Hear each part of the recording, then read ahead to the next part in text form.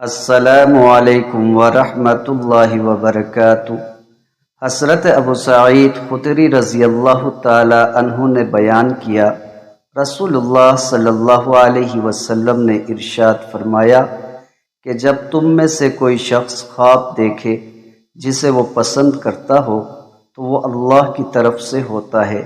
اور اس پر اسے اللہ کی تعریف کرنا چاہیے اور اسے بیان بھی کرنا چاہیے، اور جب کوئی خواب ایسا دیکھے جسے وہ ناپسند کرتا ہو تو وہ شیطان کی طرف سے ہے اور اسے چاہیے کہ اس کے شر سے اللہ کی پناہ مانگے اور اس کا ذکر کسی سے نہ کرے، کیونکہ وہ اسے ہرگز نقصان نہیں پہنچا سکے گا۔ صحیح بخاری حدیث نمبر 7045۔ حضرت ابو ہریرہ رضی اللہ تعالی عنہ بیان کرتے ہیں، رسول اللہ صلی اللہ علیہ وسلم نے ارشاد فرمایا، کیا میں تمہیں ایسا عمل بتاؤں جس کے ذریعے اللہ خطائیں معاف کر دیتا ہے اور درجات بلند کرتا ہے؟